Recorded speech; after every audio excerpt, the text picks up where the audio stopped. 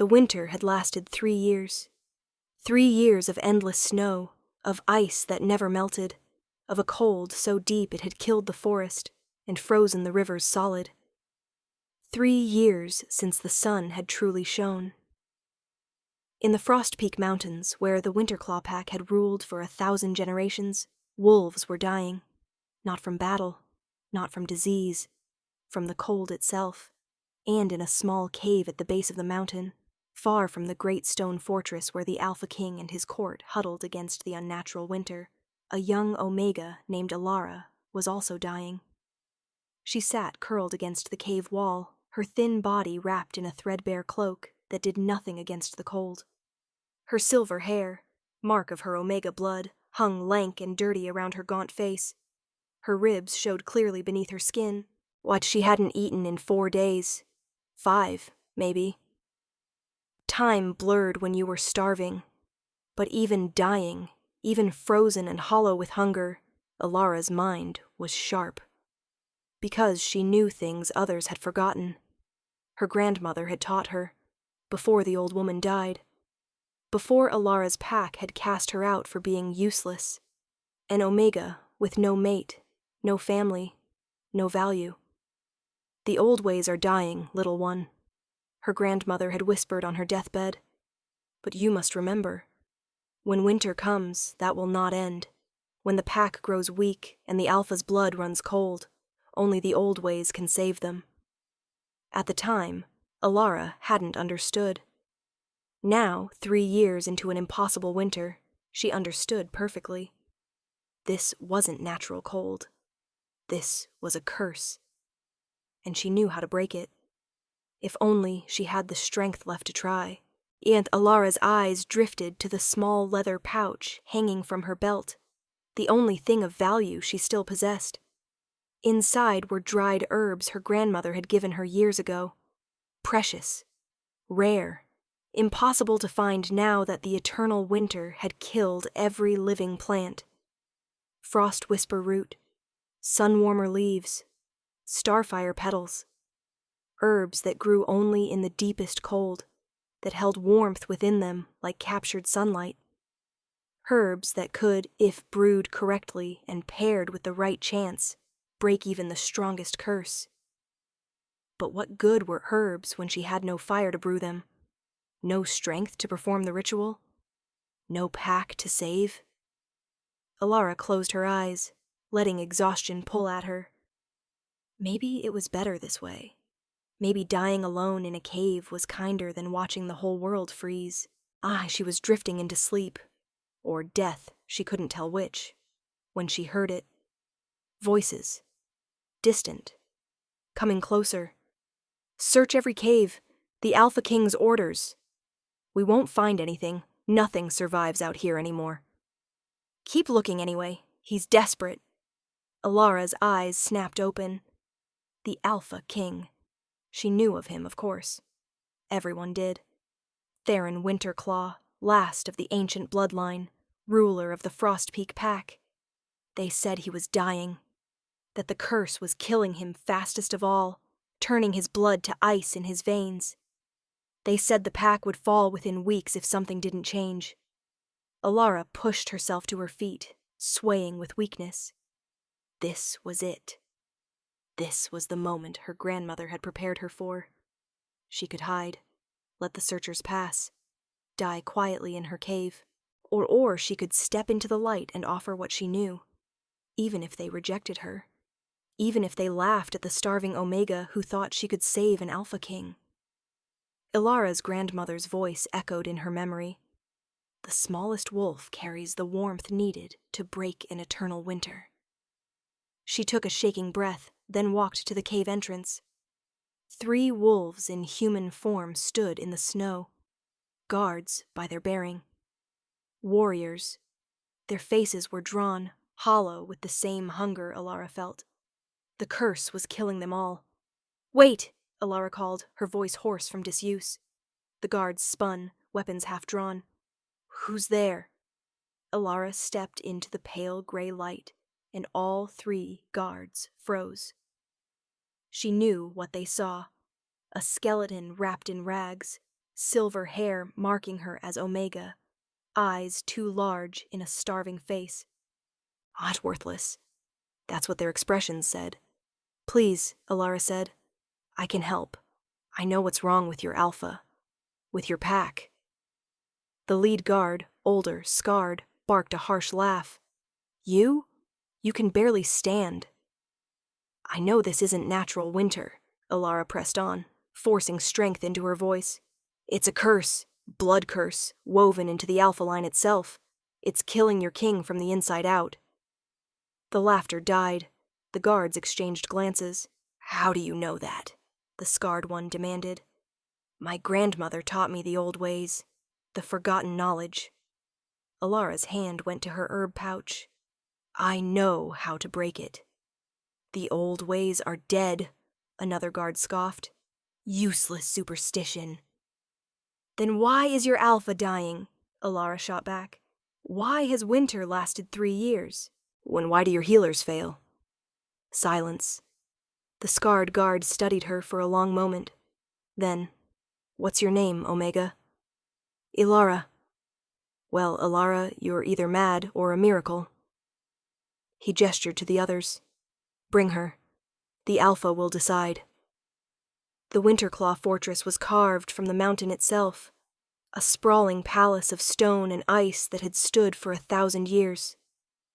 Now it was a tomb.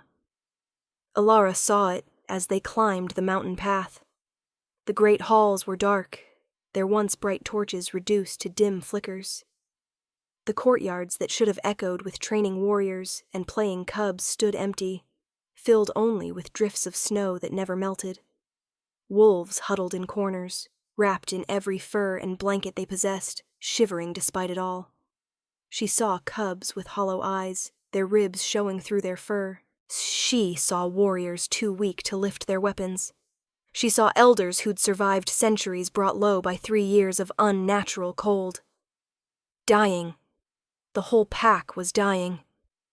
And judging by the desperate, hungry looks some of them gave her as she passed, a starving Omega, easy prey, some were already considering darker solutions to their starvation. The guards flanking her noticed too. They moved closer, protective, despite having just met her. Eyes down, the scarred one muttered to the wolves they passed. She's under the Alpha's consideration. It wasn't much protection, but it was something. The guards brought her to the throne room, a massive chamber with walls of white stone veined with silver, and a ceiling that arched high overhead like a cathedral. Ancient tapestries hung from the walls, depicting the Winterclaw Pack's 1,000-year history. But even they looked faded now, covered in a thin layer of frost. At the far end, on a throne carved from a single massive block of ice that never melted even in summer before the curse, sat the Alpha King. Alara's breath caught. Even dying, even covered in a thin sheen of frost that made him look like a statue carved from ice, Theron Winterclaw was magnificent. He was massive, easily 7 feet tall even seated, with shoulders broad enough to carry the weight of his failing pack. His hair was black as a raven's wing, shot through with silver that marked him as ancient bloodline, and it hung loose past his shoulders, some sections frosted with actual ice. His face was all hard angles and sharp edges, beautiful in the way a blade is beautiful, or a frozen waterfall. His lips had a blue tint. His fingernails were white.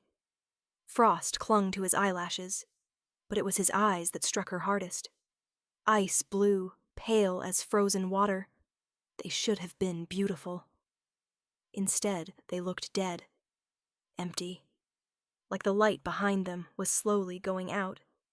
And in them, she saw death approaching on silent feet. Around the throne, his court stood in loose groups. She recognized the types from her own pack, before they'd cast her out. The beta with gray hair and worried eyes. The healers in their ceremonial robes, looking exhausted and defeated. The high-ranking warriors who stood guard despite being half-starved themselves. And the nobles who whispered behind their hands, already maneuvering for position in case their alpha died. All of them looked at her with the same expression. Doubt mixed with desperate, yet dying hope. Who is this? Theron's voice was deep, rough, edged with pain he was fighting to hide. "An Omega, Alpha," the scarred guard said. "She claims to know what afflicts you. Claims she can help." Theron's gaze fell on Alara, and she felt the weight of it like a physical thing.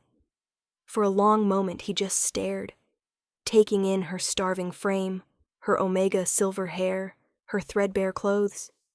Then he laughed, a bitter, broken sound. "An Omega, of course. Send me an Omega when I'm dying. Why not?" He waved a dismissive hand. "Send her away. I don't have time for this." "Please," Alara stepped forward despite her fear, despite her weakness. "I know what's wrong with you. This winter, it's not natural.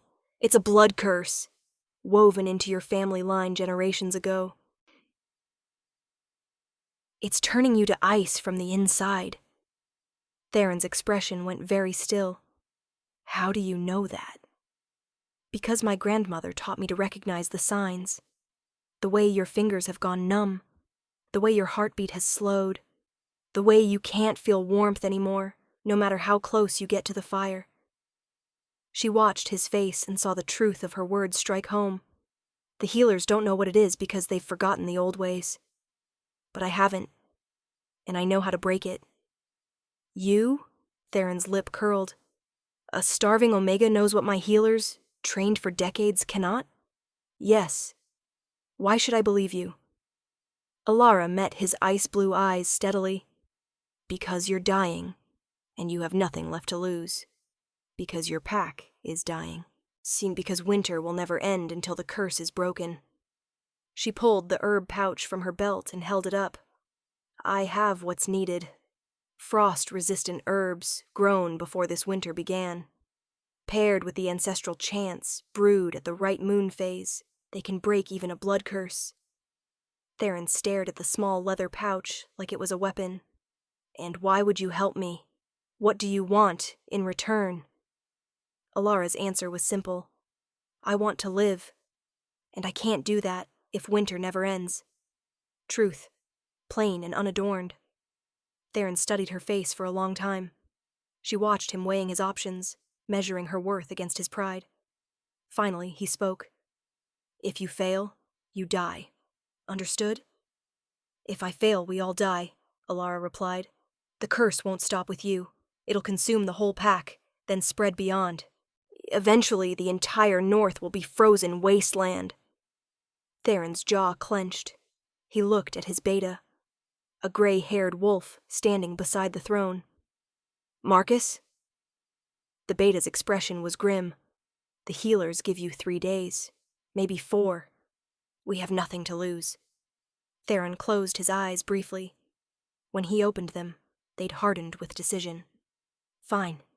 You have until the next full moon. 3 days." He pointed at Alara. "If you can break this curse, name your price. Anything in my power to give." "And if she can't?" someone called from the gathered court. "Then we'll all freeze together," Theron said flatly. He stood, a clear effort, though he tried to hide it, and gestured to a servant. "Give her whatever she needs, a room, food, access to the kitchens." His gaze found Alara's again. "Save us, Omega, or die trying." They gave her a small room in the servants' quarters, simple but warmer than her cave. A real bed with actual blankets, a table and chair, a window that looked out over the frozen forest. It felt like luxury, and they fed her. Not much. Food was still scarce throughout the pack, but enough. Warm broth thick with vegetables. Bread that was only slightly stale. Even a piece of dried meat. Alara ate slowly, forcing herself not to devour it all at once. Her starving body wanted to gorge, but she knew that would only make her sick. She needed to be strong for what was coming. She needed steady hands and a clear head. After eating, she sat at the small table in her room and carefully laid out her herbs. This was sacred work. Her grandmother had taught her to treat every herb with reverence, so to thank each plant for the gift of its medicine. "Plants remember," her grandmother had said. They remember the songs we sing them, the respect we show them. Treat them well, and they'll lend you their power when you need it most. Alara ran her fingers over each herb, feeling their textures, breathing in their scents, reconnecting with knowledge she'd kept alive through 3 years of starvation and loneliness. Frost whisper root, silver white and twisted like a tiny frozen tree. It smelled of mint and winter mornings, and something else, something that reminded her of her grandmother's kitchen. This would form the base of the brew, the foundation. It grew only in the deepest cold, drawing strength from ice itself. Perfect for combating a curse born of supernatural winter. Sun-warmer leaves, golden even dried, holding the memory of summer heat in their papery surface. If she held them to the light just right, they seemed to glow from within. These would provide the warmth needed to counter the ice, the fire to melt frozen blood. Her grandmother had told her stories of these leaves saving wolves from frostbite so severe they should have lost their limbs. The leaves had brought warmth back to dead flesh, restored feeling to numb extremities. Starfire petals, deep blue with silver edges that seemed to shift and shimmer in the candlelight, rare as dragon's teeth and twice as precious. These would bind the magic together, would channel the power of the full moon and the ancient words into something that could break even a blood curse. Each petal was worth a fortune. Her grandmother had given her 7 of them with trembling hands on her deathbed, making Alara swear to use them only when the need was desperate. When winter comes, that will not end. When the pack grows weak and the alpha's blood runs cold, that's when you'll need these, little one. That's when the smallest wolf will have to be the strongest. Ilara's throat tightened at the memory. Her grandmother had known. Somehow she'd known this day would come. But herbs alone weren't enough. Never enough. She needed the chance. The old words her grandmother had taught her, passed down through generations of Omegas who'd served as healers, and wise women before the packs forgot their value, before strength became measured only in teeth and claws and dominance. But herbs alone weren't enough. She needed the chance. The old words her grandmother had taught her were passed down through generations of Omegas who'd served as healers, and wise women before the packs forgot their value. Alara closed her eyes and let the words surface from memory. Ice that binds and winter's breath, blood that chills and beckons death, by root and leaf and starfire's glow. I call the warmth from long ago. Ancestors' wisdom, hear my plea, break the curse and set them free from frozen veins and hearts of stone, restore the warmth they've never known. The words felt right, ancient, powerful, but they needed to be woven into the brewing at exactly the right moments, under the full moon's light, while the Alpha King drank the mixture. And there was risk. The curse was tied to his bloodline. Breaking it would require touching that blood magic directly, channeling it through herself as a conduit. If she wasn't strong enough, it would kill her. If she made even one mistake in the chant or the brewing, it would kill them both. Alara looked at her trembling hands and forced them still. She could do this. She had to do this. For the pack. For the world. For herself. A knock at the door pulled her from her thoughts. "Enter," she called. The door opened, and Theron Winterclaw stepped inside. Alara shot to her feet, startled. The Alpha King didn't visit servants' quarters. "Alpha, sit," Theron said, his voice rough. "I'm not here as your king. I'm here as someone who needs to understand what you're about to do." Slowly, Alara sat. Theron took the other chair, his large frame seeming too big for the small room. This close, she could see the signs of the curse clearly, the blue tint to his lips, the way frost seemed to cling to his skin, the exhaustion in his eyes. "Tell me," Theron said, "truly, can you break this curse, or are you giving us false hope?" Alara met his gaze. "I can break it. But there's risk.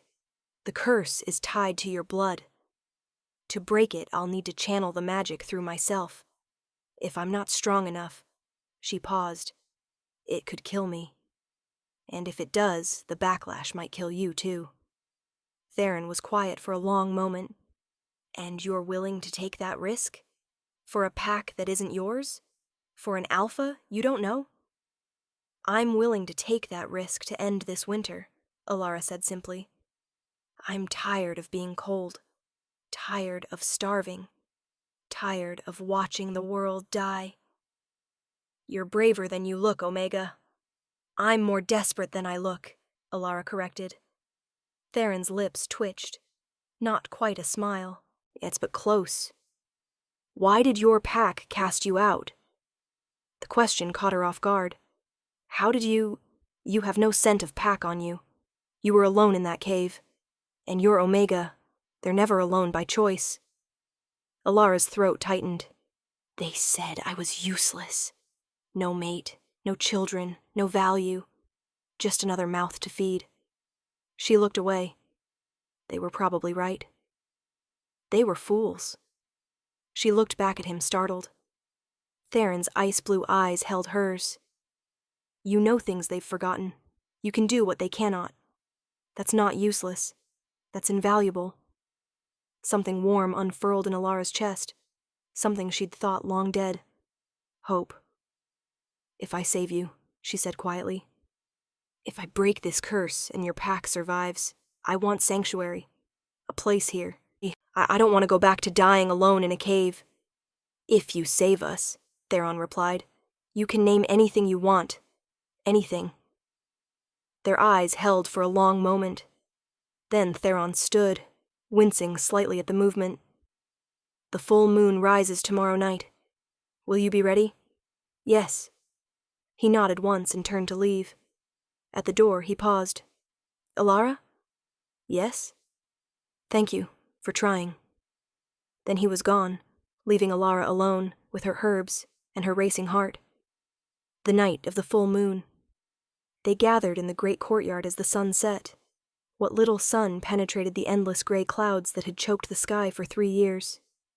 The whole pack had come to watch. Hundreds of wolves, some in human form, some in wolf form, all hollow-eyed and shivering, desperate for anything that might break the curse killing them all. They formed a wide circle around the ritual space, giving Alara room to work but pressing close enough to see. She felt their eyes on her like physical weight.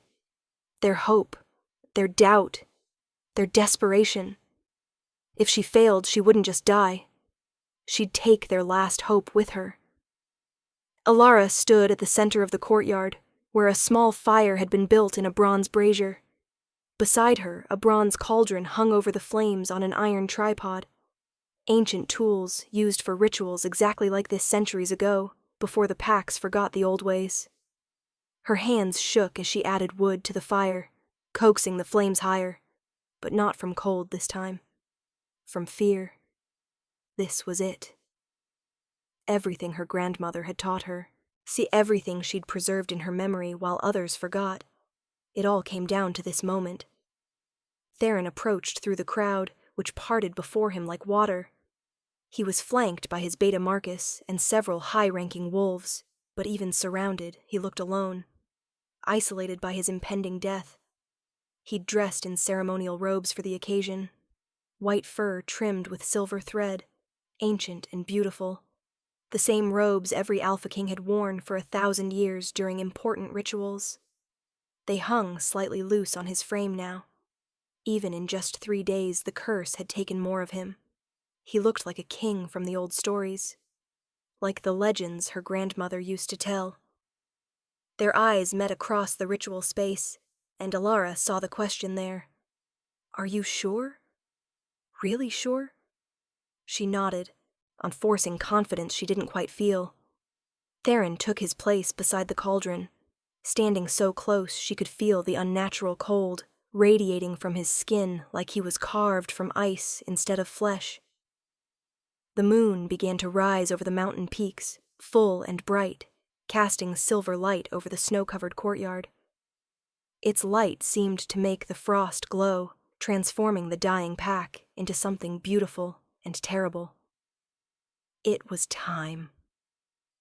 Alara pulled out her herbs with trembling fingers. The small leather pouch felt impossibly light for something that held all their hopes. First, the frost whisper root. She crumbled the silver-white root between her fingers, releasing its scent. Mint and winter and something else. Something that smelled like the ghost of snow. She let the pieces fall into the water, whispering the first line of the chant. Ice that binds, and winter's breath. The water in the cauldron reacted immediately, turning pale blue and beginning to steam despite the freezing air. The steam rose in spirals, catching the moonlight. Around the courtyard, wolves gasped. Some stepped back. Magic like this hadn't been seen in generations. Next, the sun-warmer leaves. She scattered them across the surface one by one, watching them float and spin, their golden color stark against the blue water. She continued the chant, her voice growing stronger. Blood that chills and beckons death. Golden light spread through the water like veins of fire, swirling and mixing with the blue. The two colors danced together, intertwining, beginning to create something new. The temperature around the ritual space changed, so wolves who'd been shivering felt warmth touch their faces for the first time in 3 years. Some began to weep. Finally, the starfire petals. These she handled with extra care, each petal deep blue with silver edges, rare as dragon's teeth, precious beyond measure. Her grandmother had given her exactly 7, 1 for each major celestial body in the old ways. She dropped them one by one into the glowing mixture, her voice ringing clear across the courtyard now. By root and leaf and starfire's glow, I call the warmth from long ago. The 7th petal touched the water's surface. The cauldron erupted in light, blue and gold and silver all at once, bright as captured moonlight, bright as bottled stars. The glow was so intense that wolves shielded their eyes, unable to look directly at it. But Alara didn't look away.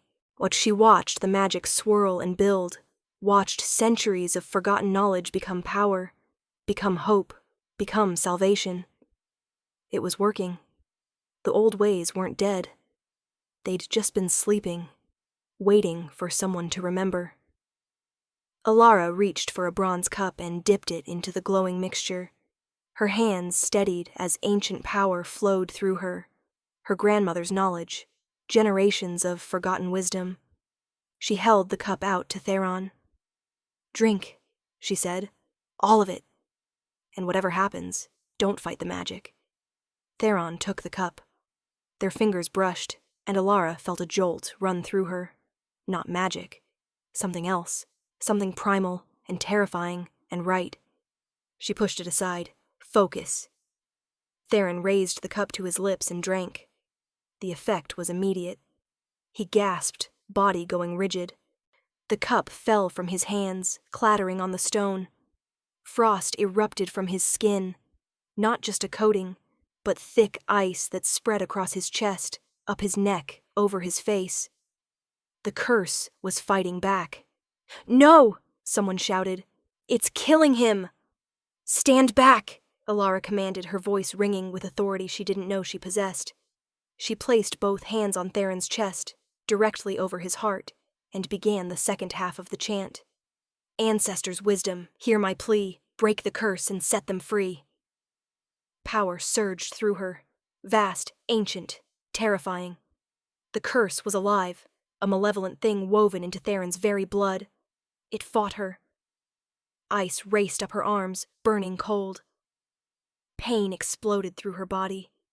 But Alara held on, pouring every ounce of strength into the magic, into the words, from frozen veins and hearts of stone, restore the warmth they've never known. The world went white. Power exploded outward from where Alara's hands touched Theron's chest, a wave of golden light that swept across the courtyard, across the fortress, across the entire mountain. Alara felt the curse break.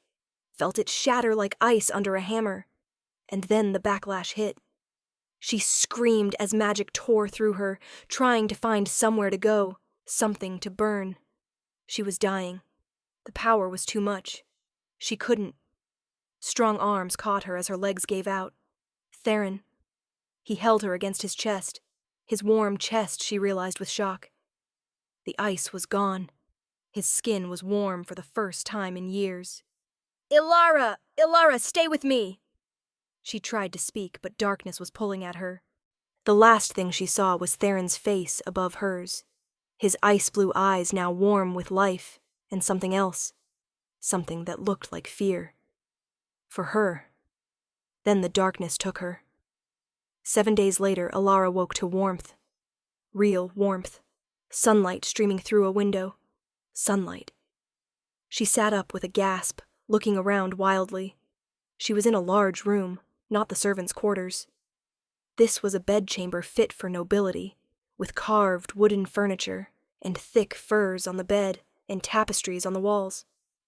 And through the window, she saw blue sky. Blue. Not gray. Not white. Blue. The door burst open and Theron strode in, moving faster than she'd ever seen him move. You're awake. Relief washed over his face. Thank the gods, you're awake. How long? 7 days. You've been unconscious for 7 days. Theron crossed to the bed, sitting on the edge. The healers weren't sure you'd wake at all. The amount of magic you channeled. He stopped, jaw clenching. You could have died. Did it work? Ilara asked. The curse. Broken. Theron held up his hand, turning it in the light. Completely broken. I'm warm for the first time in 3 years. We all are. He gestured to the window. Spring came 3 days ago. The snow melted in hours. Plants are already growing. The rivers are flowing again. Tears sprang to Ilara's eyes. It worked. It actually worked. Because of you. Theron's voice was rough with emotion. You saved us all, Ilara. The pack, the mountain, the north itself. He reached out slowly, giving her time to pull away, and cupped her face in his warm hand. You said you wanted sanctuary. A place here. Yes, Ilara whispered. What if I offered you more than that? Her breath caught. What? Theron's ice-blue eyes, warm now, alive, held hers with an intensity that made her heart race. When you placed your hands on my chest, when you channeled that magic, I felt it. The bond. Mate bond. Ilara's eyes went wide. That's not... I know you didn't plan it. Neither did I. But it's there. Undeniable. His thumb stroked her cheek. You're my mate, Ilara. My true mate. The one my soul has been searching for. I'm just an Omega, she whispered. You're the Omega who saved my entire pack with knowledge everyone else had forgotten. You're the Omega who risked her life to break a curse that's plagued my family for generations. You're the Omega who brought spring back to the north. He leaned closer, forehead resting against hers. You're not just anything. You're extraordinary. And if you'll have me, I want you as my mate, my Luna, my queen. Ilara's heart was pounding so hard she thought it might burst. You don't have to decide now, Theron added quickly. I know this is sudden. I know we barely know each other. But, yes. He pulled back, eyes wide. Yes? Ilara smiled, a real smile, the first in years. Yes, I'll be your mate, your Luna. She touched his face, marveling at the warmth of his skin. You said the bond was there. I felt it too. When I was channeling the magic, I felt connected to you, like our souls were touching. Theron closed his eyes, relief washing over his face. Thank the gods. Then he kissed her, gentle at first, something deeper, his warm hand cradling her face like she was something precious. When they finally parted, both breathless, Theron rested his forehead against hers again. My pack laughed when I brought you in. a starving Omega who thought she could save us all. He smiled. You proved them wrong. You proved that the old ways aren't dead. That the smallest wolf can carry the warmth needed to break an eternal winter. My grandmother used to say that, Alara whispered. That the smallest wolf carries the greatest warmth. She was right. Theron pulled her close, wrapping his arms around her. She was right about everything. Epilogue. 3 months later. The coronation took place on the first day of summer. Alara stood before the assembled pack, no longer starving, no longer dressed in rags. But she wore robes of silver and white, her hair braided with winter roses that bloomed year-round now, a gift from the mountain itself. Theron placed the crown on her head, a circlet of white gold set with moonstones that caught the light like captured stars. I present to you, Theron said, his voice carrying across the crowd, Luna Alara Winterclaw, healer, cursebreaker, keeper of the old ways. The pack erupted in cheers. Alara looked out at the hundreds of faces, all healthy now, well-fed, warm. Children played in the courtyard. Flowers grew in window boxes. The fortress that had been a tomb was now truly alive, because she'd remembered what everyone else had forgotten. That night, at the feast, the pack's eldest approached Alara. Luna, the old woman said, bowing, I have a request. Of course. Teach us. The old ways, the herb lore, the ancestral chants. My grandmother knew them once, but that knowledge was lost. Please, help us remember. Alara felt tears sting her eyes. I would be honored. And so it began. Alara established a school of the old ways within the fortress. She taught any wolf who wanted to learn, Omega, Beta, even Alphas, the knowledge her grandmother had passed down. The herbs that healed, the chants that protected, the wisdom that had kept packs alive for millennia before they forgot to value it. She and Theron ruled together, balancing new and old, strength and wisdom, alpha power and omega knowledge. And when winter came again, natural winter this time, beautiful and temporary, the pack was ready.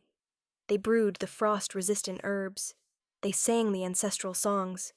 They remembered. On the longest night of that first real winter, Alara stood at the window of the royal chambers, one hand resting on her gently swelling belly where their first child grew. Theron came up behind her, wrapping his arms around her waist, his warmth chasing away any chill. What are you thinking? He murmured against her hair. That my grandmother was right. Alara leaned back against him. The smallest wolf did carry the warmth needed to break the eternal winter. You were never small, Theron said. You just hadn't been seen yet. Alara turned in his arms and kissed him, tasting summer and spring, and the promise of all the seasons to come. Outside, snow fell gently, beautifully, the way it was meant to. Temporary, not eternal. Life, not death. And in the fortress that had been saved by an Omega's ancient wisdom, what wolves sang the old songs and brewed the old remedies, and remembered finally that strength came in many forms.